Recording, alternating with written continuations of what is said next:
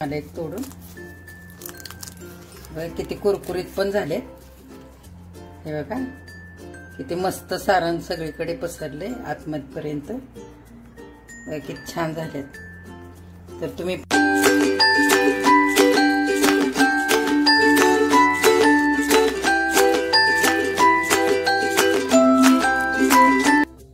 नमस्कार, प्रेमेलाच रेसिपी मध्ये तुमचं सर्वांचं स्वागत आहे।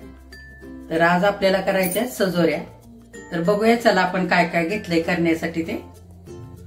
बघा आपल्याला आता पारी करण्यासाठी मैदा लागणार आहे आणि सारणासाठी आपल्याला रवा लागणार आहे। इकडे कचकच घेतली आपण, गुळ घेतलाय, इकडे चारोळे घेतलेत, खोबरं, काजू घेतलेत, काजू बदाम, इकडे मीठ घेतलंय आणि आपल्याला थोडी वेलची पावडर लागणार आहे, ती पण घेतली आपण। तर चला आपण काय काय करायचं ते बघूया आता। बघा हे मी रात्री सारण करून ठेवलंय। हे कमीत कमी सारण आपल्याला 10 ते 12 तास छान भिजवून घ्यायचंय। तर ते मी भिजवले। तुम्ही रवा आणि गुळाचं पाणी करून हे असं रवा भाजून घेतला आणि गुळाचं पाणी करून त्याच्यामध्ये मी हे घालून भिजवून असं ठेवलेलं आहे। हे आपण बाजूला ठेवूया आणि कसा रवा भिजवायचा ते मी आता तुम्हाला दाखवते। आपण बघा पॅन ठेवून घेतलाय आणि हा पण 1 वाटी रवा घेतलेला आहे। तर हा आपण घालून घेऊया। हा बारीक रवा घेतलाय, तुम्ही जाड रवा बारीक रवा कुठलाही वापरू शकता। तर हे सारण कसं भिजवायचं ते मी तुम्हाला आधी दाखवते। हे आता छान आपल्याला भाजून घ्यायचं आहे गोल्डन कलर वरती आणि ह्याच्यामध्ये तूप घालायचं असेल तर तूप घाला किंवा तेल घाला। मी तेलच घालणार आहे कारण आपल्याला ह्या जरा जास्ती दिवस ठेवायचे आहेत ना, म्हणून मी तेल घालते। अगदी थोडं घातलंय भाजण्यापुरतं। आता छान गोल्डन कलर वरती भाजून घेऊया। रवा छान असा हलवायचा आहे सारखा आणि छान भाजू द्यायचा आहे आपल्याला। तोपर्यंत आपण ह्याच्यात घालण्यासाठी गुळाची गुळवणी करायची आपल्याला। तर बघा आपण ह्या वाटीने आपण रवा घेतलेला आहे। तर तीच वाटी भरून आपण आता पाणी घेतोय।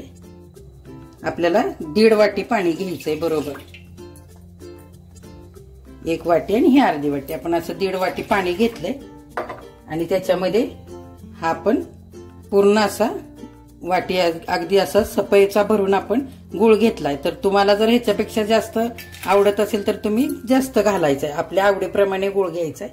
आणि आता हे पाणी आपण गॅसवरती ठेवून घेऊया। याचं छान गुळवणी करायचंय आपल्याला। हे बघा गॅस चालू करून आपण हे पाणी उकळण्यासाठी ठेवले। आपल्याला ह्याचा पाक वगैरे नाही करायचा, फक्त गुळ वितळवून घ्यायचंय। तर तो आपण आता गुळ वितळवून घेऊया कारण आपल्याला हा रव्यामध्ये घालायचा आहे। गुळ पण आपल्याला पूर्ण वितळवून घ्यायचा आहे। तर हे असे खडे राहिले ते आपण व्यवस्थित सगळे वितळवून घेऊया। आपला रवा भाजून झालाय, आपण काढून घेऊया। बघा आपला रवा भाजून आता आपण हा काढून घेतलाय आणि आपलं गुळवणी सुद्धा झालेलं आहे। गुळ वितळलाय पूर्ण आणि खूप नाही आपल्याला हे करायचं, जास्त वेळ गरम नाही करायचं। थोडंसं चिकटपणा येतो हे थंड झाल्यावर, इतकंच आपल्याला हे करायचंय। गुळवणी झालंय तयार, आता आपण बंद करू। बघा आता हे गुळवणी पण थंड झालंय, आपण ह्या रव्यामध्ये ओतून घेऊया। आता हे 1.5 वाटी गुळवणी हे सगळंच आपण घालायचं ह्याच्यामध्ये। तुम्हाला जर आता हे पातळ वाटेल पण हे रवा सगळं हे पूर्णपणे रवा मोकळा होईल। आपल्याला हे असं 10-12 तास ठेवून घ्यायचंय। हे बघा अगदी असं पातळ झालंय आणि हे मी रात्री करून ठेवलेला रवा आहे। हा बघा हे पूर्ण हे शोषून घेतलंय हे गुळाचं पाणी आणि हा रवा बघा किती मोकळा झालाय। तर आता हा रवा आपण हे गुळाचं पाणी घातलेलं आता हा बाजूला ठेवू आणि हा रवा आपण घेऊया करण्यासाठी, सारण करण्यासाठी। बघा 2 वाटी आपण रवा भिजवून घेतलाय ना, तर त्याला मी 1 वाटी खोबरं घेतलंय, ते आपण भाजून घेऊया। आणि हे 2 चमचे खसखस घेतले मी, हे मी पहिलीच भाजून घेतले। तर आपण नुसतं आता खोबरं भाजायचे।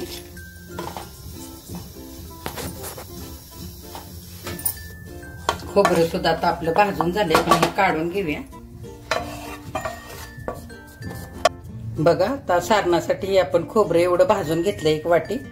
ते आपण मिक्सरच्या भांड्यामध्ये घेऊया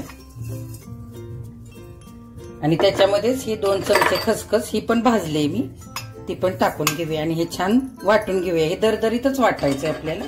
हे मी वाटून घेते. बघा खोबरं आणि खसखस आपली अशी आता वाटून झाली. त्या सारणामध्ये हे टाकून घेऊया.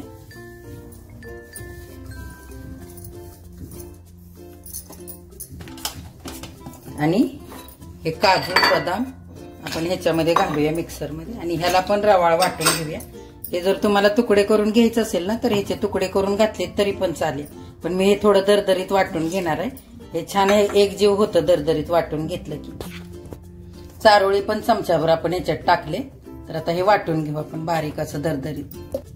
हे बघा काजू बदाम आणि चारोळी अशी वाटून झालीत. हे पण आपण ह्याच्यामध्ये टाकूया.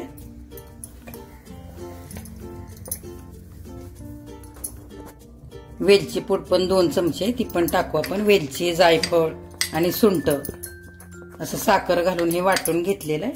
हे पण आपण 2 चमचे टाकले आणि थोडंसं चवीपुरतं ह्याच्यात मीठ घालून घेऊया आणि हे चांगलं एकजीव करून घेऊया.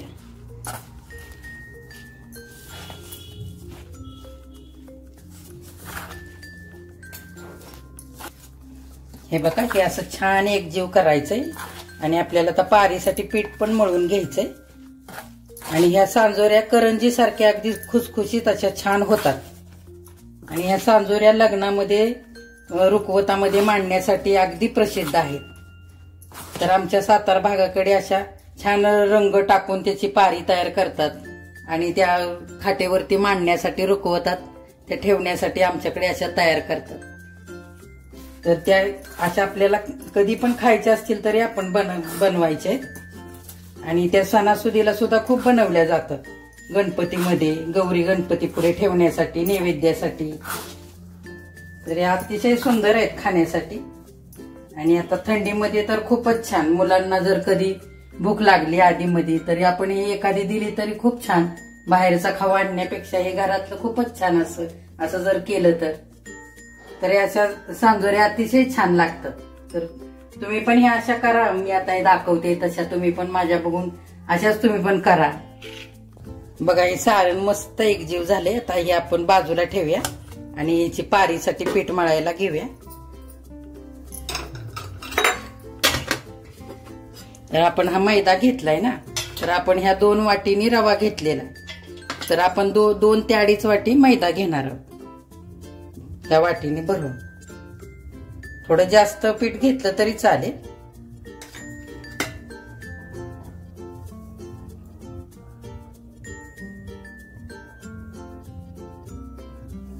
आपण ह्या 2.5 वाटी घेतोय पीठ. हे मैदा मी चाळून घेतलेला आहे व्यवस्थित आणि ह्याच्यामध्ये छान बाइंडिंग येण्यासाठी आपण ना थोडासा रवा घालून घेऊ. हा बारीक रवा आहे. 2 चमचे टाकून घेऊया. ह्या रव्याने छान पारी खुसखुशीत होते. आपल्याला मोहन पण घालायचंय पण रवा पण घालून घेऊ 2 चमचे आणि थोडं मीठ टाकून घेऊया आणि हे छान मिसळूया. आणि आपण तेल गरम करून घेऊया. आपल्याला तेल घालायचंय. तर तुम्हाला आवडत असेल तर तूप सुद्धा घालू शकता तुम्ही. आपण साधारण 2 चमचे असं तेल घालून घेऊया.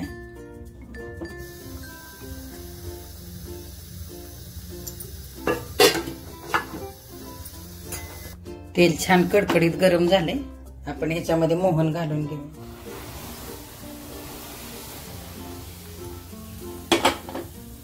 आणि छान पिठाला असं हलवूया.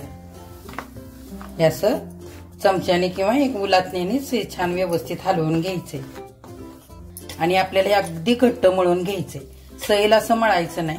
मग सैल पीठ मळलं की आपली जरा खुसखुशीत होत नाही सांजोरी आणि घट्ट पीठ मळलं की अगदी कुरकुरीत अशी वरून पण त्याचं आवरण आहे ते कुरकुरीत होतं. म्हणून घट्टच मळायची. आपण आता हे थोडं थोडं पाणी ओततच आपल्याला हे पीठ मळायचं. जास्त एकदम ओतून नाही घ्यायचं. आपल्याला लागेल असे ओततच आपण हे व्यवस्थित पीठ मळून घेणार आहोत. घट्टसर मळायचंय अगदी.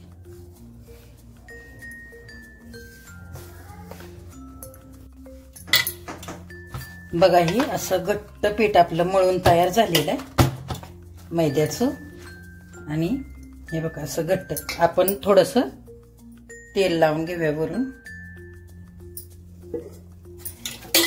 आणि ह्याला व्यवस्थित असं एकजीव करू. तेल लावून असं मस्त. बघा आता हे पीठ मळून झालंय आपलं. तर बाजूला ठेवून देऊ आपण हे 10-15 मिनिटासाठी आणि नंतर आपण करायला घेऊया. हे बघा आपलं आता हे पीठ असं आपण गोळ्या करून घेतोय आणि हे इतकं छान मळलेलं आहे ना कडक. तर आता आपल्याला ह्याला पीठ लावायची आवश्यकता नाहीये. हे बघा असंच लाटतंय. हे असं छान लाटून घ्यायचंय. आपण करंजीला कसं लाटून घेतो गोल, असं छान गोल लाटून घ्यायचं. हे बघा असं. आणि ह्याच्यामध्ये आता सारण भरूया आपण. हे बघा किती सारण पण किती छान झाले. आणि वेलची पूड हे घातल्यामुळे किती छान सुगंध येतोय. हे तुम्हाला किती भरायचं असं भरून घ्यायचं. एखाद चमचा भरून असं घातलं तरी चालेल.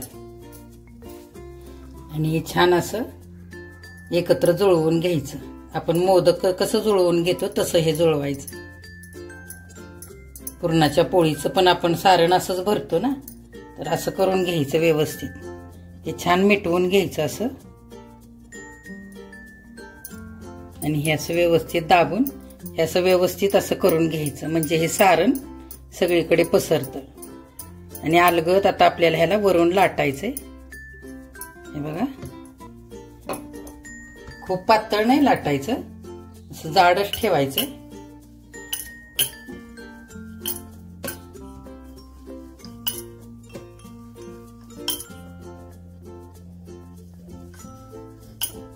हे आपण बाजूला ठेवूया. थोडस कडेने लाटूया आणि हे बाजूला ठेवून घेऊ. मी तुम्हाला दुसरं दाखवते आता कसं करायचं ते. दुसरी पद्धत दाखवते. हे बघा हे असं सुद्धा आपण करू शकतो. असं आपण पुरण कसं भरतो पोळीचं तसं असं करून घ्यायची छान पारी.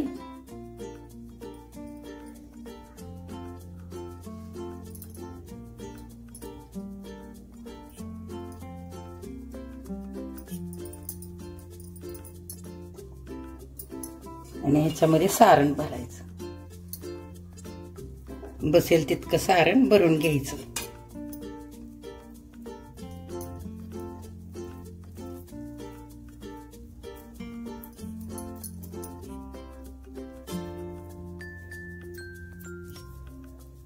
आणि हे व्यवस्थित जुळवून घ्यायचं.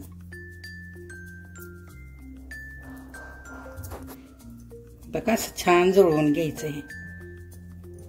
आणि हे असं मिटवायचं इकडे आणि अलगद थोडंसं लाटून घ्यायचं. हे असं व्यवस्थित करून घ्यायचं म्हणजे सारण सगळीकडे पसरतं व्यवस्थित.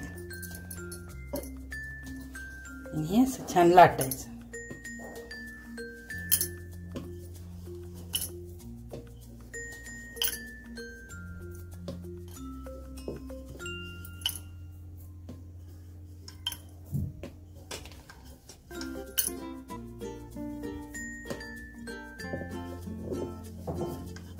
असं आपण छोट्या छोट्याच करून घेणार आहे. बघा आपण तेलामध्ये हे टाकून घेतले आणि छान होऊ द्यायचे. ते तेलामध्ये एक साइड भाजून घ्यायचे व्यवस्थित.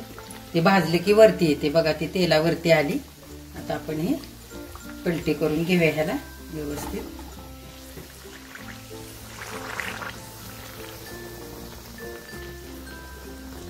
बघा किती छान कचोरी सारखी झाली आहे ना तयार.